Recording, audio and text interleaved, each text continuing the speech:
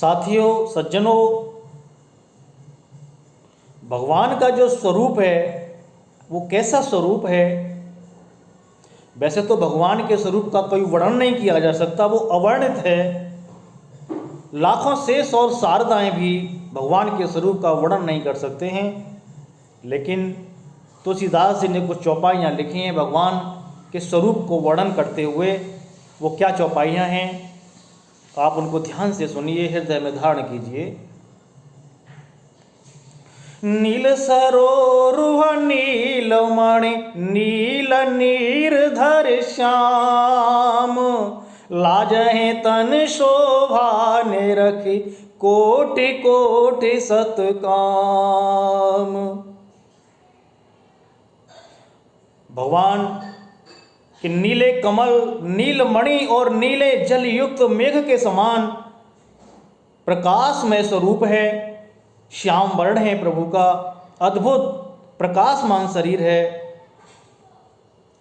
और ऐसा शोभा की खान है, शोभा के समुद्र हैं कि उसको देख करके, भगवान के स्वरूप को देख करके करोड़ों करोड़ों कामदेव भी लजाते हैं, करोड़ों करोड़ों कामदेव भी लाज खाते हैं भगवान के स्वरूप से। ऐसा भगवान का स्वरूप है।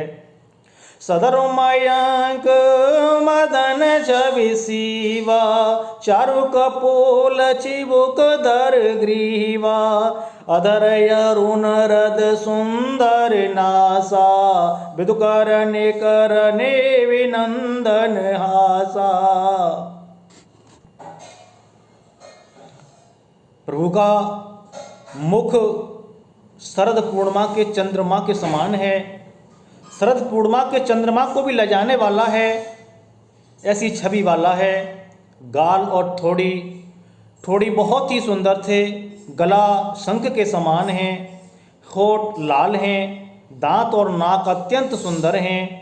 हंसी चंद्रमा की किरणावली को नीचा दिखाने वाली, चंद्रमा की किरणावली को भी लज्जित करने वाली भगवान की हंसी है।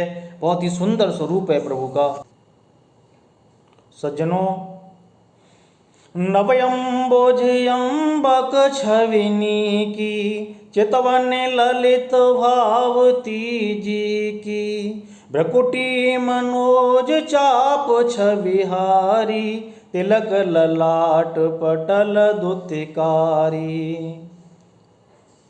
भगवान के नेत्र ऐसे हैं मानो अभी एकदम से नए कमल खिले हुए हों। नए खिले हुए कमल के समान भगवान के नेत्र हैं।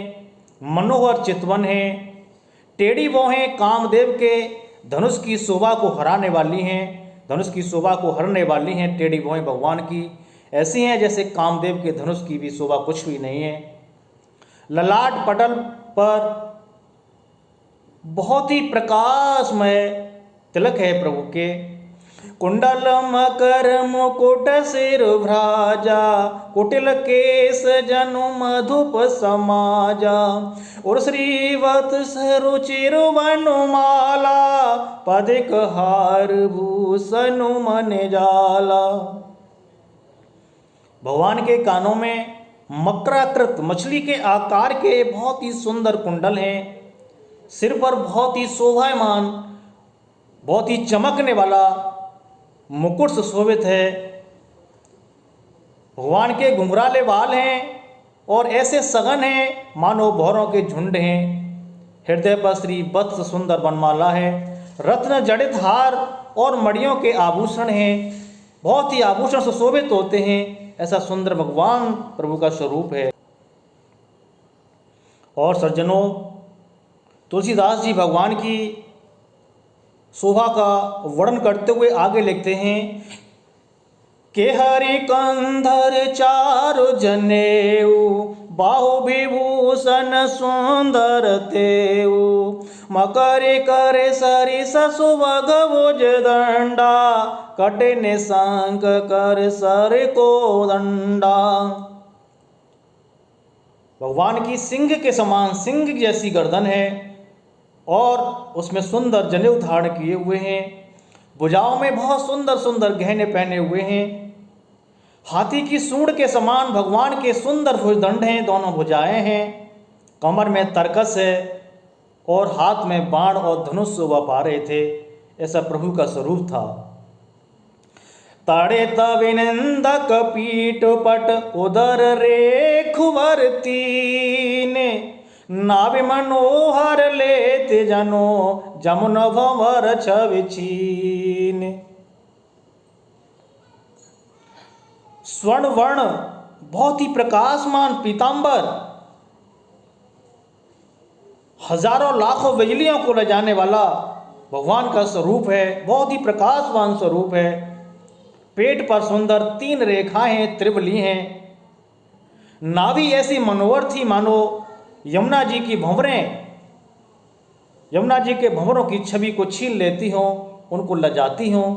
नाभि की शोभा बहुत ही सुंदर थी। ये भगवान का स्वरूप है।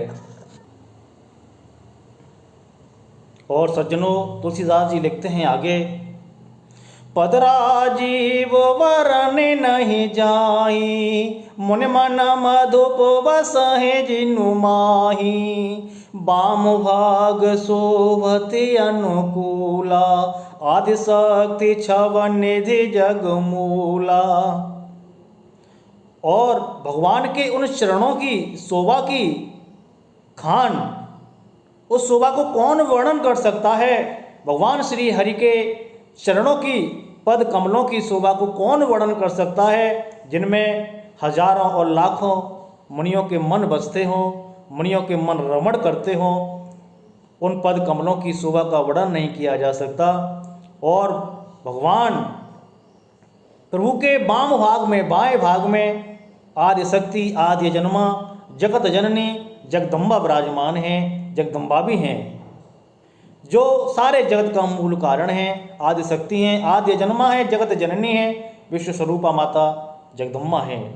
जासुवंश उपजहि गुण झाखानी, अगणित लक्ष्मी उमा ब्रह्माणी, भ्रकुटि विलास जासु जग होई, राम बाम दिस सीता सोई। और वो जगत स्वरूपा आदि शक्ति भवानी भगवती, जिनके अंश से बहुत ही गुणों की खानी लक्ष्मी, पार्वती और ब्रह्माणी, जिनके अंश से पैदा होती हैं। सारे देवताओं की सिद्धियां उनके अंश से पैदा होती हैं। और जिनके बहुओं के इशारों से ही जगत की रचना होती हो, केवल बहुओं के मात्र इशारे से ही सारी सृष्टि की रचना होती हो, वो आदि शक्ति, आदि जन्मा भगवान राम जो स्वरूप दिखा है मनु शतरूप का, वो भगवान श्री राम का स्वरूप है। और उन्हीं के बाएं भाग में सीता जी से शोभित हैं। वो सीता जी गुणों की खान है। आदि शक्ति, आदि जन्मा, जगत जननी जगदम्बा हैं। छवि समुद्र हरि रूप विलोकी, एकटक रहे नयन पट रोकी, चितवै सादर रूप अनुपा, तृप्ति न मानहि मनु सतरूपा, हर्ष विवश तनि दशा भुलानी, परे दंड इव गहि पदुपानी, सिर पर से प्रभु निज बद कंजा, तुरत उठाए करुणा पुंजा। उस छवि को, उस रूप को देख करके मनु और शतरूपा टकटकी लगा करके देखे जा रहे हैं। पलक झपना भूल गए हैं। पलक झपकना बिल्कुल भी नहीं आ रहा है, पलक नहीं झपक रहे हैं और एक ही टकटकी लगा करके उस स्वरूप को देखे जा रहे हैं।